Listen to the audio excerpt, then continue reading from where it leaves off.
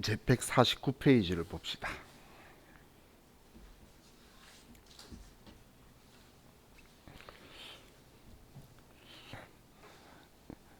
자, 이번엔 계정 과목 및 적요 등록이라는 표현을 지금 적혀 있는데, 이 계정 과목이라는 건 이제 우리가 회계상에서 우리 현금이다, 보통 예금이다 이렇게 구분하는 그 단위의 의미다라고 보시면 돼요.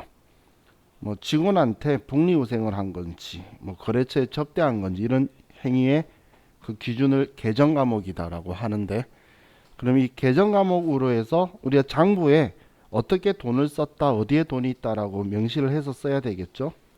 그 구분 단위를 계정 과목이다라고 한다라고 보시면 돼요.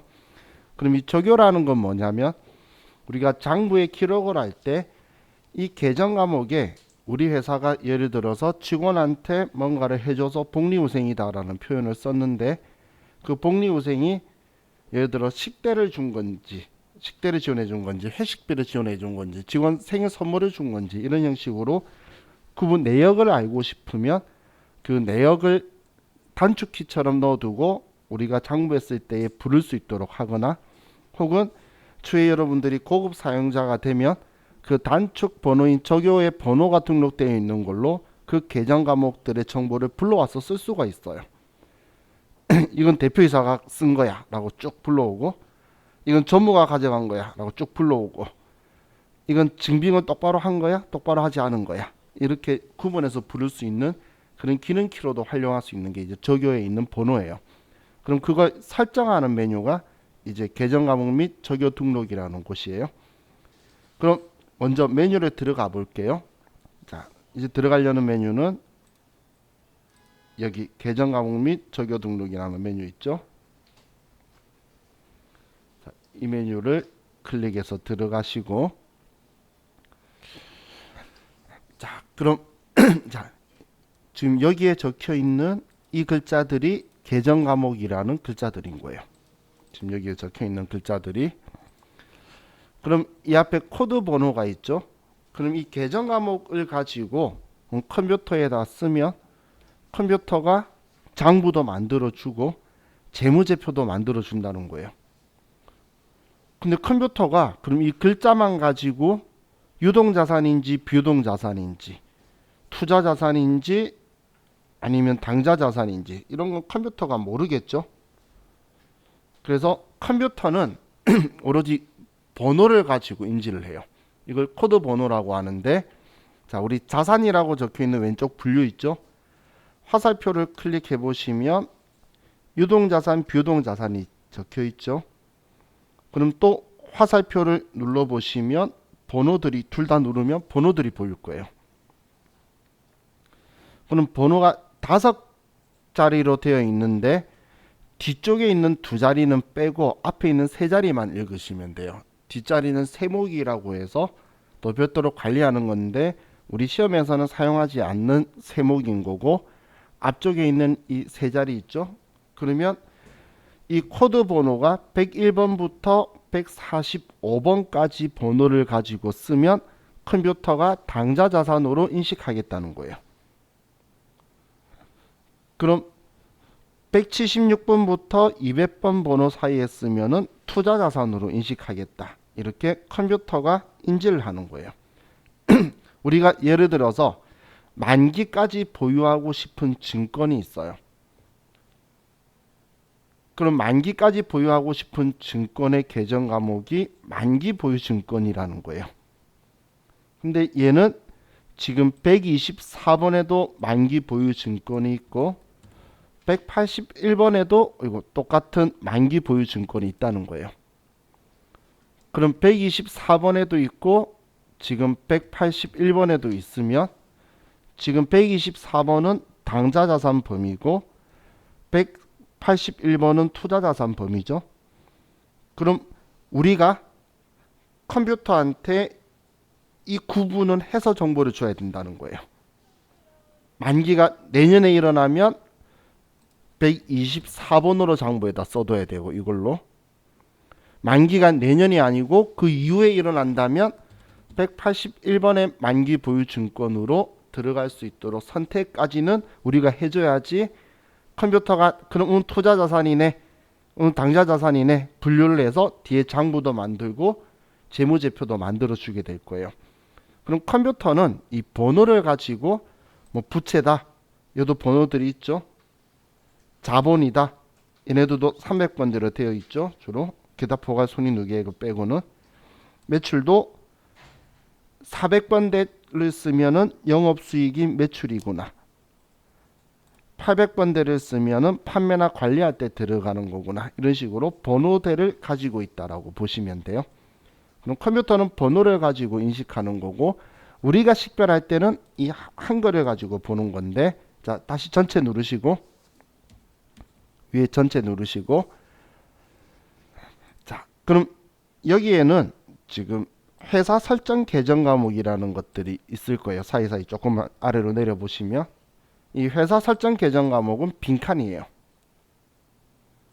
그럼 지금 내가 당좌 자산 안에서 뭔가 계정 과목을 더 만들어 쓰고 싶으면 이 번호 안에 이 빈칸을 이용하시면 되는 거예요. 그럼 기본적으로 지금 우리는 아무 행동도 안 하고는 처음 지금 들어왔는데 있는 이 계정 과목들은 관습적으로 주로 사용하는 계정 과목만 들어와 있는 거고, 그럼 빨간색 계정 과목과 까만색 계정 과목의 차이는, 빨간색은 가급적이면 수정하지 말라고 해서 수정이 안 되게 막혀 있는 거고, 기본적으로 설정 값이. 검정색은 그냥 글자 치면 바로 바뀌는 애들인 거예요. 이게 그 빨간색과 검정색의 차이는 그거라고 보시면 돼요. 그럼 지금 제가 당좌 예금을 클릭하고 보통 예금 클릭하고 할 때마다 아래쪽에 현금 적용, 대체 적용이라고 적혀 있는 이 글자들이 바뀌죠. 지금 오른 계정 과목을 선택할 때마다 아래에 적혀 있는 적용이라는 글자들이 바뀌게 되는데, 이게 계정 과목마다 몇 번을 가지고 어떻게 쓸 거냐라는 단축 번호로 적용을 쓴 거예요.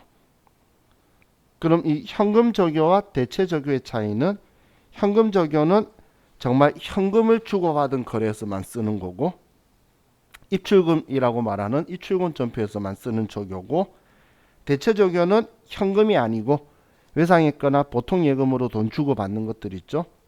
그런 경우에 사용하는 걸 대체 적용이라고 해요. 그래서 한글로 그냥 정확하게 인지할 수 있겠죠. 현금 적용, 대체 적용. 이걸 구분해서 쓰는 거고, 이 번호는 단축 번호인 거지 번호 순서대로 넘버링 한 게 아니에요. 8번 쓰고 싶으면 바로 여기 8번 쓰는 거예요. 그래서 이건 단축 번호를 몇 번으로 설정한다라고 하는 번호들이니까 순서대로 가야 되는 게 아니에요. 자 그럼 자 여기에서 자 우리 이제 교재 다음 페이지에 150페이지에 보면 수행 내용에서, 자 수행 1번은 협회비와 관련된 계정 과목 및 적용의 추가 등록을 수행하시오 적혀 있는데, 851번 협회비에 경비가 구분은 경비로 하고, 현금 적용의 협회비 현금 지급 1번에 대체 적용의 1번에 협회비 미지급, 이걸 만들라는 거예요. 그럼 852번이라고 했죠. 그러면 코드 번호 아무 곳이나 클릭하시고, 아무 곳이나 클릭하시고 나서 852번이라고 치면 그 위치로 휙 날아갈 거예요. 852라고 치면 그 위치로 가죠. 그럼 여기에서 회사 설정 계정 과목 여기 커서 놓고, 지금 협회비 만들라는 거네요. 협회비다. 협회비라고 치고, 자 구분에서는 4번 경비하라고 적혀 있죠. 자 4번 경비. 그럼 이제 위쪽은 끝났고, 적용에서 아래 현금 적용 1번 협회비 현금 지급. 다음 대체 적용도 1번 협회비 미지급.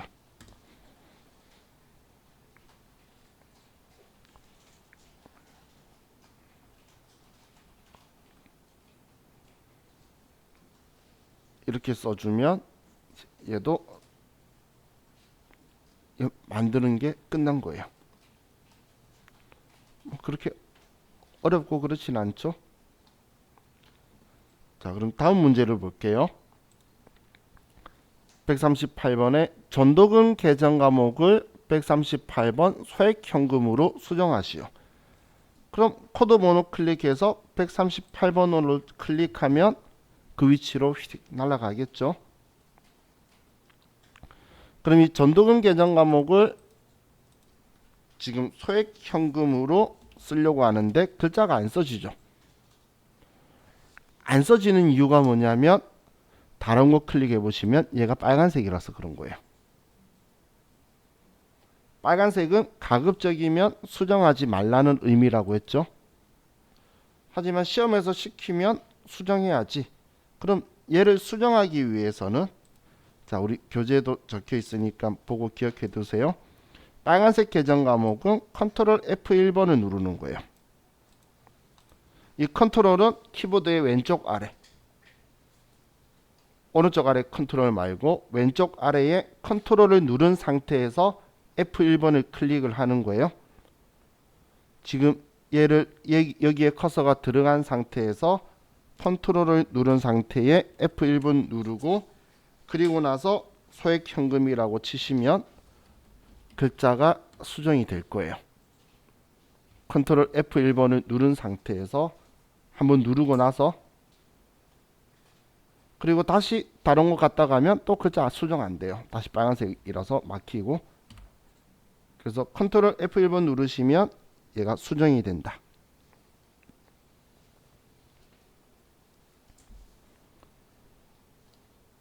자, 다음 수행 3번.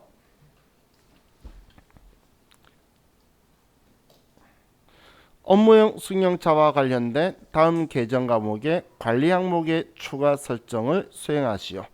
자, 이 관리 항목이라는 건 전표에서 아래 보면 보험료 차량 유지비인데 이 보험료에 대해서 어떤 차의 보험료다 관리할 수 있도록 관리 메뉴를 오픈시키는 작업이에요. 그래야 우리가 통제를 하겠죠. 우리 회사에 자동차가 여러 개 있어. 그럼 자동차에 기름을 넣었다면 어느 차에 기름 넣는지 컴퓨터에서 선택할 수 있으면 훨씬 더 편리하겠죠. 그러면 그런 메뉴를 오픈시키는 작업이 이제 지금 하고 있는 이 작업이다라고 보시면 돼요. 그럼 관리 항목 추가하는 게 그 작업인데 먼저 821번에서 보험료의 업무용 승용차를 오픈하고 822번 차량 유지비에도 업무용 승용차를 오픈하라는 거예요. 그럼 코드 번호 클릭해서 821번으로 먼저 가서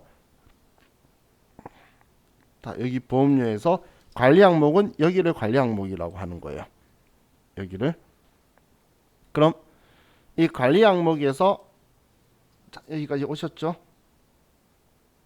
자, 그럼 F2번 누르시면 보험료에서 F2번 누르면 관리 항목 창이 뜨는데 뭐 다른 건 손대지 말고 제일 화면 스크롤바 아래로 내리면 얘가 제일 최근에 생긴 항목이라서 마지막에 있어요. 그럼 업무용 승용차라고 32번 있죠? 얘를 O로 바꿔주는 거예요.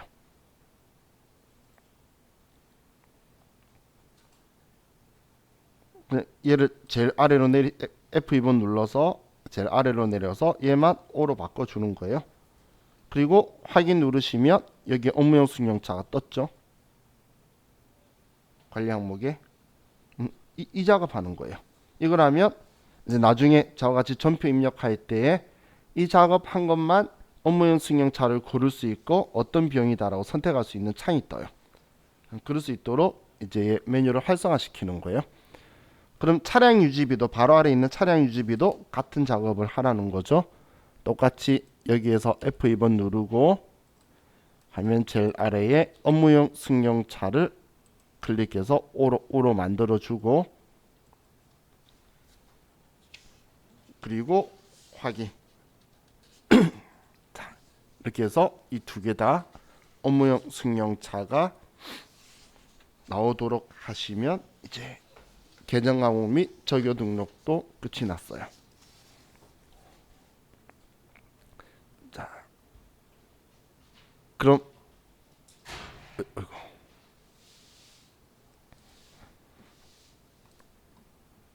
이제 정기분 재무제표를 보도록 할게요. 자, 교재 154페이지로 가셔서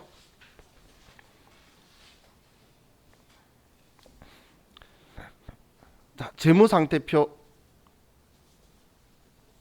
자, 펴셨죠? 자, 재무상태표는 일정 시점에 재무상태 혹은 재산상태를 자산부채 자본으로 보여주는 거라 그랬죠. 그래서 이 재무상태표가 2020년 12월 31일 현재, 그럼 이걸 보고 우린 지금 올해 2021년도잖아. 그럼 전기의 12월 31일 기말 재무상태표구나. 그래서 얘를 전기말 재무상태표라고 표현할 거예요. 전기말 재무상태표예요. 그럼 항상 재무제표에서는 좌측 상단에는 회사명이 적혀 있고 우측 상단에는 회계 단위가 있어요. 원이다, 천이다, 백만이다. 다음에 삼성전자 주식 보면 여기 100만인가가 찍혀 있을 거예요. 그렇게 이제 회계 단위. 우리나라는 원이죠. 그럼 자, 이 상황에서 자, 보시면 제가 좀 작게 만든 이유가 앞에 제가 T자로 썼던 게 이렇게 T자로 썼었죠. 그럼 T자에서 왼쪽을 차변이라고 할 거라 그랬고 오른쪽을 대변이라고 할 거라 그랬어요. 그럼 왼쪽인 차변은 자산이고 오른쪽인 대변은 부채와 자본으로 이루어져 있는 거예요. 그리고 항상 차변과 대변의 합은 일치해야 된다라고 했죠. 그렇기 때문에 차변인 자산의 총계와 대변인 부채와 자본의 총계는 항상 일치하도록 되어 있는 거예요. 이걸 뭐라고 했죠? 이걸 제가 대차 평균의 원리라고 했죠. 그죠?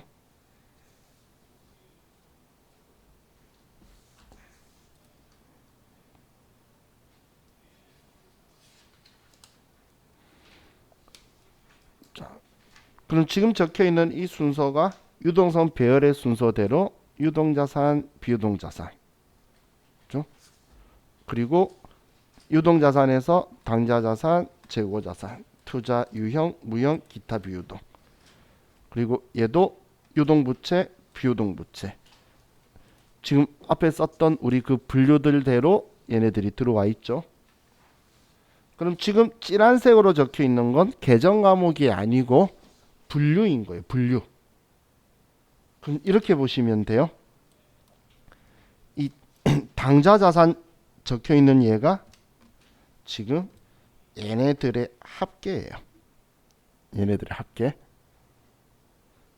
재고자산 적혀 있는 건 얘의 합계인데 하나밖에 없으니까 얘인 거예요. 그럼 얘 둘이는 입력하는 게 아니고 얘네들을 쓰면 자동으로 컴퓨터가 우리 당좌자산 번호대가 있었죠.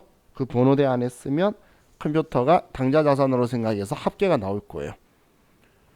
그럼 얘네들 다 11색 제가 네모박스한 걸 쓰면 얘들의 금액이 합쳐져서 유동자산으로 나오는 거니까 우리가 컴퓨터에 입력하는 거는 11색 있는 얘네들이 계정 과목인데 얘네들을 입력하면 컴퓨터가 이 진한 것이 합계를 내어줄 거고, 그럼 내가 정확하게 입력했는지를 확인하는 방법은 제일 빠른 게 먼저 진한 것이 합계를 보는 거예요. 얘가 틀리면 그 아래에 있는 요소 중에 뭔가 틀렸다는 거잖아. 그래서 이 합계를 가지고 찾아가는 거예요. 그럼 지금 우리 재무상태표는 이렇게 보여주고 있는데, 자, 정기분이니까 자, 우리 여기 프로그램에 아래에 정기분 재무상태표라고 기초정보관리 여기 안에서만 오늘 계속 하는 거예요. 그럼 여기에 정기분 재무상태표라고 있죠. 자, 얘를 클릭하고 들어가면 지금 오른쪽이 지금 우리 여기 진한 글씨의 분류대로 되어 있는 걸 우측에 이렇게 T 계정해서 자산 부채 자본으로 나와 있고 이 자산 총계와 부채 자본 총계가 일치해야 되는 거예요. 그럼 좌측에 우리가 쓰면 우측으로 그 번호를 보고 합계가 넘어갈 거예요. 그래서 더해지면서 자, 그런 방법으로 이제 여기에 좌우 같이 입력을 할 거예요. 자, 그럼 먼저 이제 현금부터 볼 건데, 자, 제가 입력하는 방법들을 설명드리는 거니까 그냥 하나씩 초반에는 좀 따라오세요. 자, 먼저 현금이고 금액이 1280만 원이 있죠. 그럼 가장 베이직한 방법은 이 코드에서 F2번을 누르시고, 그리고 내가 찾고자 하는 계정 과목에 글자 2자 정도만 치시면, 2자 정도를 치고 엔터를 치면 그 글자가 들어가 있는 계정 과목으로만 나오게 돼요. 지금이야 우리 유동성 배열의 원칙 때문에 현금이 101번이라 제일 위에 눈에 보이는 거지, 다른 계정 과목들은 한눈에 바로 눈에 안 보일 거니까 이렇게 찾으셔야 될 거예요. 그럼 우리가 원하는 그 계정 과목에서 엔터를 치면 이제 그 계정 과목 선택이 된 거고, 그럼 차변에 얘가 자산이니까 차변에 1280만 원이다라고 이렇게 쓰면 이제 당좌 자산의 금액이 올라가죠. 이 번호가 당좌 자산 코드 번호 범위 안이기 때문에 여기에 같이 이제 합쳐져서 들어가는 거예요. 자, 이런 방법이 있고, 자, 또 하나의 방법은 제일 많이 사용하시는 방법인데 F2번을 처음 안 누르고 그냥 당좌 예금이면 2자만, 당좌라는 글자 2자를 여기다 쓰는 거예요. 여기에 당좌라고 2자를 써서 엔터를 치시면 당좌라는 글자가 있는 계정 과목만 나와요. 제일 많이 사용하시는 방법이 주로 이 방법을 쓰는데, 그럼 당좌 예금 선택하시고, 자, 금액을 쓰는데, 자, 여러분들 금액 쓰실 때 이렇게 써보세요. 38950까지만 써보세요. 38950까지만 쓰고, 우리나라는 아라비아 숫자를 쓰면서 1000단위로 컴마를 찍고 있죠. 공세기에. 근데 그게 자주 사용되기 때문에, 자, 우리 숫자 키패드 보시면, 숫자 키패드 생김새를 보시면 엔터 위에 플러스 키가 크게 적혀 있죠. 그죠? 여기에 플러스 키를 누르시면 공이 3개가 붙어요. 100만 원이면 1 플러스 플러스 누르면 되겠죠. 이건 지금 우리나라 것만이 아니고 전 세계 컴퓨터 다 똑같아요. 오른쪽 숫자 키패드는 회계용이에요. 그래서 제가 오른쪽 키패드를 이용하시고, 노트북 쓰시는 분들 중에 오른쪽 키패드 없으면 몇천 원 안 하니까 키보드로 연습하시라고 하는 게, 회사 가면 어차피 그걸로 쓸 거니까 시험 맞네, 아니 시험도 뭐 학원에서 이런 고사장이 다 컴퓨터 쓰실 거니까. 그럼 엔터하고 플러스하고 공은 자주 쓰기 때문에 숫자 키패드에 크게 되어 있는 거예요. 자, 그리고 이렇게 자주 쓰다 보면 또 이제 입력하는 방법을 하나 더 보면, 자주 쓰다 보면 코드 번호를 외워요. 여기 계신 분 모두 다 전부 다 나중에 알고 가는 코드 번호가 몇 번이냐면 최소한 101번은 알아요. 나중에 되면 현금이 101번이라는 거 모르고 자고 헤어지시는 분 없더라고. 그럼 현금이라고 갑자기 키보드로 손가기 귀찮아서 다 번호를 알고 있으니까 그럼 번호를 쓰면 돼요. 예를 들면 보통 예금은 103번이에요. 그러면 103이라고 치면 그냥 코드 번호 나오죠. 아니면 회사 가시면 오른손만 쓰는 이유가 쓰는 계정 과목이 10개 내외예요. 많이 써요. 진짜 많이 써요. 20개고 10개 내외다 보니까 코드 번호를 다 외워요. 그럼 계정 과목 치는 것도 코드 번호로 치고 금액도 치니까 오른손으로만 다 입력하는 거예요. 그럼 왼손은 내가 영수증을 만져야 되겠죠. 그래서 근데 정말 신기한 건 미래에 그 기장하는 곳에는 남자를 안 써요. 저도 친구와 같이 사무실을 하고 있는데 절대 남자 안 써요. 기장용으로는. 우리가 남자라서 우리가 해봤거든. 제가 이 일을 그렇게 오래 해도 저도 잘 안 돼요. 내 구조가 남자 의자하고는 틀린지 여자분들은 왼손은 영수증, 왼손은 필기까지 돼요. 오른손 입력하면서. 남자는 절대 안 되더라고. 해봐야 속도 빠른 것 같죠? 안 돼요, 이상하게. 이게 남자 여자의 뇌구조 차이인가 봐. 근데 여기 계신 분들이 수달의 차이지 세무 사무실 만약에 가면 일주일 안에 저보다 빨라져요. 남자는 1년이 돼도 저보다 느려요. 거의 대다수가. 그게 남자하고 여자의 그 뇌구조와 손기술의 차이인가 봐. 그래서 기장하는 곳에 남자를 안 쓰는 거지. 왜냐면 효율이 필요하잖아요, 효율적으로. 왜냐면 한 군데 기장료 받아봐야 돈 얼마 못 받거든. 개인 사업자 해봐야 뭐 5만 원 받고 그래요. 그럼 한 직원 몇 개 거래처 써야지 월급 나와. 그래서 남자를 쓰면 월급도 안 나와요. 그것 때문에 주로 잘 안 쓴다고 생각하시면 돼요. 자, 그럼 자, 보통 예금은 4,162만 6천 원이고, 다음 단기 매매 증권 있죠. 그럼 이런 거 할 때 제일 많이 쓰는 게 나중에 전표 입력할 때도 다 똑같은 방법이에요. 그래서 단기자 쓰면 단기가 들어있는 계정 과목 찾고, 그리고 이 금액이 700만 원이니까 7 플러스 플러스라고 치면은 700만 원이 되겠죠. 자, 그런데 자, 지금 금액들이 여기 오른쪽 칸에 있다가, 여기 차변 중에 오른쪽 칸에 있다가 갑자기 왼쪽으로 외상매출금, 대손충당금 얘네들이 왼쪽으로 왔죠. 그죠? 이 왼쪽에 있는 거에 대한 의미는 뭐냐면, 지금 오른쪽 이 라인에 있는 게 우리 장부상의 본연의 금액이에요. 순액인데 왼쪽에 쓰는 거는 이 금액을 보여주고 싶은데, 지금 이 외상매출금이란 말은 뭐냐면, 외상으로 물건을 820만 원 매출했는데 아래 대손충당금은 82,000원 못 받을 것 같다는 거예요. 그러면 820만 원의 외상대금 받을 게 있지만 이 돈 못 받을 것 같아요 라고 쓰면 컴퓨터는 이 돈만 인식하는 거예요. 근데 진짜 아직 못 받은 건 아니니까 이렇게 쓰는 거예요. 자, 예를 들면 바로 아래쪽 거 하나 보면 더 이해 잘 가시니까 이거예요. 건물이 5천만 원이고 감가상각은 건물이 달았다는 거예요.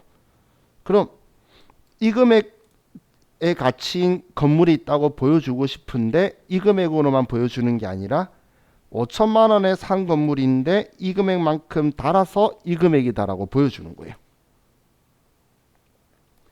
지금 우리가 하고 있는 건 외부 이해관계자한테 유용한 정보를 주기 위해서 하는 거잖아요. 그럼 왜 이런 방식들로 쓰냐면, 자, 이 유형자산이 더 이해가 잘 가실 건데, 자, 우리 회사가 이렇게 장부금액 적혀 있는 게 보여주는 게 1억짜리 기계가 있어요. 이 기계는 좋은 기계예요, 안 좋은 기계예요?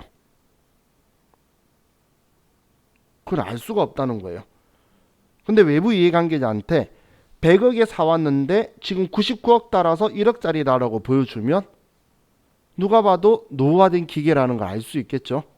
같은 1억이라는 표현을 쓰더라도 그냥 1억이라고 말하는 것보다는 100억에 샀는데 99억 달았다고 보여주는 방식으로 보여주는 게 훨씬 더 유용한 정보를 잘 준다는 거예요. 그럼 얘도 못 받을지 받을지 모르잖아. 그렇기 때문에 이렇게 쓰는데, 우리가 입력할 때는 이렇게 두 개만 입력하면 컴퓨터가 이 금액으로 인식을 할 거예요. 그럼 지금 얘는 짝지가 있는데, 자, 이 짝지를 관계계정이라고 표현하는데, 자, 우리가 계정과목 및 적요 등록을 갔었어요. 이거 화면만 보셔도 돼요. 자, 이 계정과목 및 적요 등록에 보면 이 외상매출금이라는 애가 있죠. 그럼 외상매출금의 번호가 108번인데 얘 바로 아래에 대손충당금이라고 적혀 있는데 관계계정이 108번이라고 해서 차감계정이라고 적혀 있죠. 그러면 얘를 줄여주는 성격의 계정이라는 거예요. 그럼 또 같은 글자인 대손충당금은 짝지가 110번이니까 얘를 줄여주는 거예요.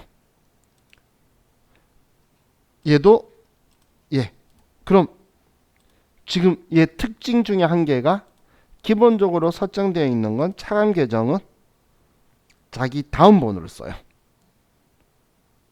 예를 들면 방금 우리 건물하고 이런 거 봤잖아. 그럼 건물을 보면 건물이 차감 달아서 줄어드는 건데 건물이 줄어든 거는 건물 아래에, 기계가 줄어든 거는 기계 아래에.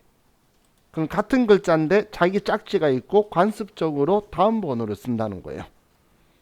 그럼 차감 계정이니까 지금 얘를 820에 있는데 82만 원 못 받을 것 같아, 이렇게 두 개만 써주면 컴퓨터는 그럼 외상으로 확실히 받을 수 있는 거는 811만 8천 원이다 라고 인식할 거라는 거예요. 그럼 얘를 쓰면, 먼저 820만 원을 쓰면 자산이 증가했다가 얘를 쓰는 순간 금액이 8만 2천 원이 줄어들게 될 거예요. 얘만 썼을 땐 820 했다가 얘 못 받을 거라고 하면 이걸로 인식하기 위해서 금액이 줄어드는 걸 보게 될 거예요. 자, 입력해보면, 자, 여기에 먼저 외상 매출금이라고 쓰고, 자, 금액을 820만 원이다라고 썼어요.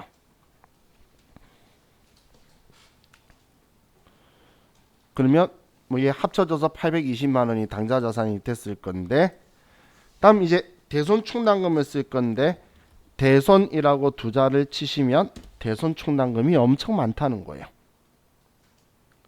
대손 충당금의 종류는 엄청 많죠.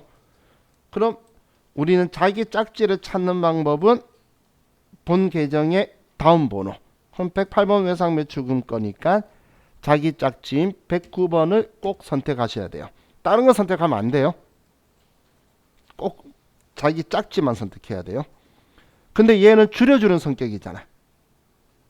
그래서 대손 충당금 선택에서 보면 차변이 아니라 대변에 쓰도록 커서가 들어갈 거예요. 그죠? 여기에 8만 2천 원이다라고 써서 엔터 치면 당좌 자산이 8만 2천 원만큼 줄어들어요. 자, 지금 자산이니까 얘를 지금 차변에다 쓰고 있는데, 우리는 얘 재무제표는 하늘이 두 쪽 나도 자산은 차변에 써야 되고 부채는 대변에 써야 돼요. 부채 자본은. 그래서 이렇게 썼는데, 우리는 장부의 원리에서는 자기 자리 쪽에 쓰면 더해지고 반대쪽에 쓰면 줄어드는 원리라서 얘는 반대쪽에 나온 거예요. 이 금액 썼다가 이 금액만큼 자산을 줄여주려고 이쪽에 온 거니까 크게 여러분들은 생각 안 하시고 앞면만 트시면 돼요. 그럼 받으러움을 쓰면, 받으러움이 240만 원이죠. 그럼 받으러움의 대손 충당금은 몇 번일까요? 받으러움의 대손 충당금은 111번이겠지. 그죠? 그래서 일반적으로 그냥 번호를 쳐요. 딱 보자마자 다음 번호 건 뻔한 거니까. 그죠? 그리고 얘는 2만 4천 원이다. 이렇게 쓰면 당좌 자산의 금액이 1억 1,087만 원 나오셨으면 정확하게 당좌 자산 교재하고 일치하면 금액이 정확하게 잘 쓰신 거예요. 이 금액이 일치하시면 정확하게 쓰신 거예요. 자, 그럼 이제 여러분이 입력을 쭉 여기까지 한 번에 할 건데, 자, 상품을 보면 뭐 상품은 얘 하나밖에 없고, 건물은 여기 5천만 원과 건물 다음 번호인 감가상각 누계액을 쓰는 거예요. 꼭 다음 번호 쓰는 거예요. 근데 차량 운반구는 왜 오른쪽에 적혀 있냐면, 얘 방금 우리 등록했던 900만 원짜리 고정자산 등록한 거 있죠? 아직 사용 이제 안 했던, 정기 말에 12월 30일 날 탔던 거예요, 이거. 그래서 얘만 그런 거고, 비품도 얘 둘이 쓸 거고, 임차 보증금까지 써서 자산 총계가 정확하게 여기에 일치한지를 확인하는 거예요. 그래서 차변만 이제 여러분들이 쭉 한번 먼저 입력해 볼게요.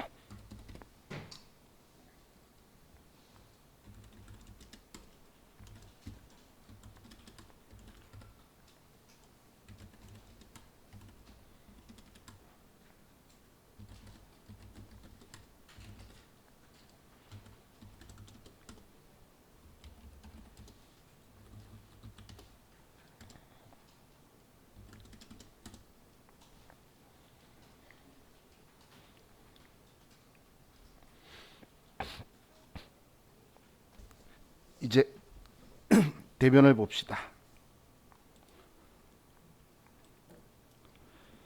자, 부채도 입력하는 방법 똑같아요. 부채 자본도 지금 11색 있죠. 외상매입금, 미지급금, 유동부채는 없으니까. 그리고 자본에서도 자본금, 이익준비금. 일단 이익준비금까지 얘는 쓰지 마시고 이익준비금까지만 입력을 먼저 할게요. 이익준비금까지 입력을 해보세요.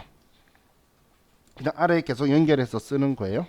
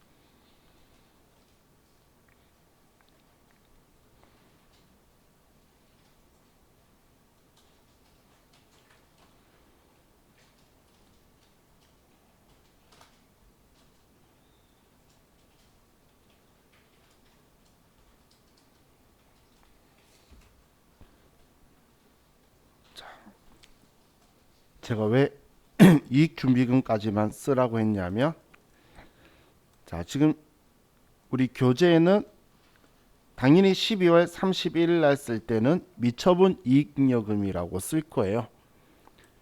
여기 재무상태표에는 미처분 이익잉여금이라고 쓰는 게 맞아요. 근데 얘는 지금 2020년 12월 31일이죠.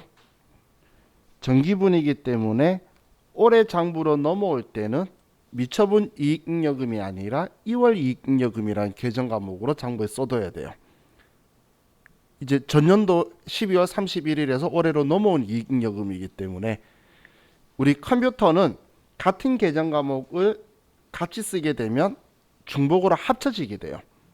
그럼 올해 12월 31일 날 미처분 이익잉여금하고 지금 전기분을 그대로 쓰게 되면 두 개가 합쳐져서 두 배로 중복 적용이 되기 때문에 전년도에서 넘어온 거는 올해 우리 장부에 쓸 때는 2월 이익잉여금이라고 써줘야 돼요.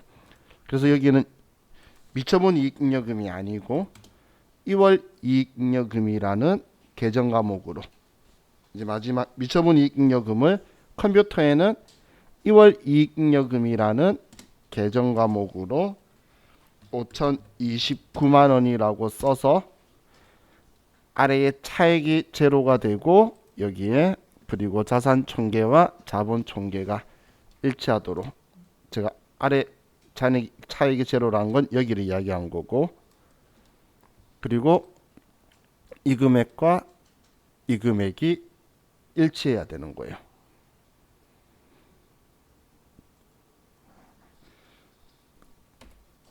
그럼 지금 여기에서 당기순이익이라는 괄호가 보이는데 얘는 입력하는 게 아니라 우리한테 정보를 주려고 하는 거예요. 정보. 얘는 이것도 참고예요.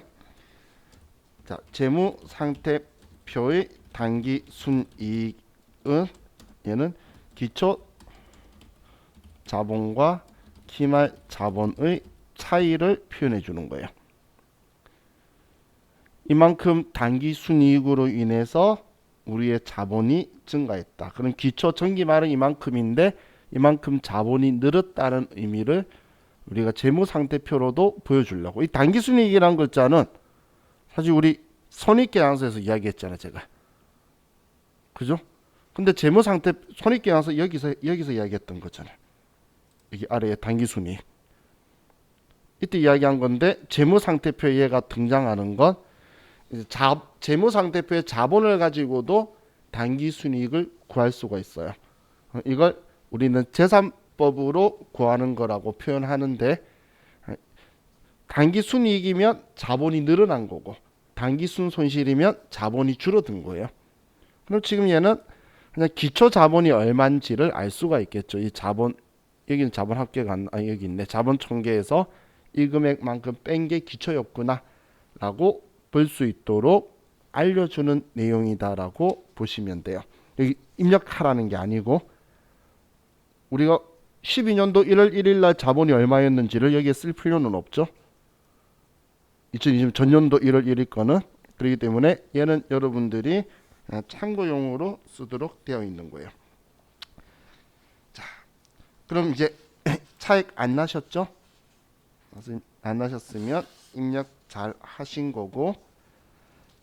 자, 그럼 이제 창 닫고 손익계산서 156페이지로 가서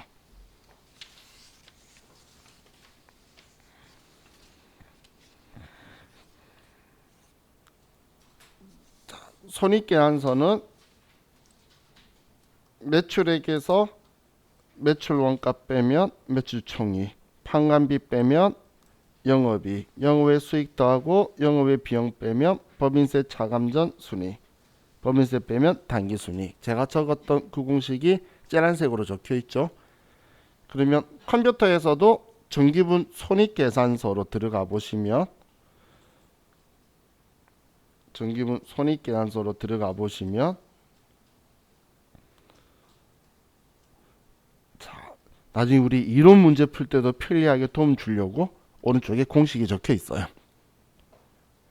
매출액에서 매출 원가 빼면 매출 총익, 판관비 빼면 영업이익, 영업외 수익 더하고 비용 빼면 법인 차감 전 순이익. 근데 계속 사업하고 중단 사업 이런 표현이 뭐냐면 이익은 이익인데 계속 사업이냐 중단 사업이냐. 자, 여러분도 혹시 그 애니콜이라고 휴대폰 들어보신 적 있나요? 그리고 지금 갤럭시라는 또 휴대폰이 있죠.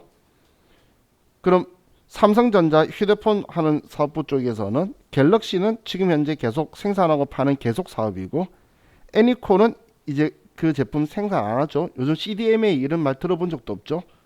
요즘 뭐 AT, 5G 뭐 이런 이야기 하고 있잖아. 근데 아직도 외국은 CDMA 방식을 쓰고 있는 곳이 있고 애니콜 휴대폰을 아직도 남아있는 재고를 팔아요.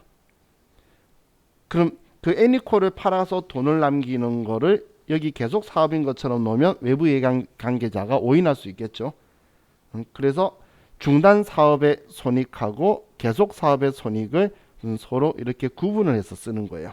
외부 이해관계자 위해서인데 우리 시험에서는 중단 사업 이야기는 절대 안 나올 거니까 상관없고, 그러니까 얘는 신경 안 쓰셔도 되고, 당기순이익이 나오면 주당이익은 주주가 총 주식을 몇 주 발행했는데 그 주주가 한 주당 투자한 돈의 한 주당 얼마씩 회사가 이익을 냈는지 그 금액을 볼 수 있도록 하려고 나오는 거예요.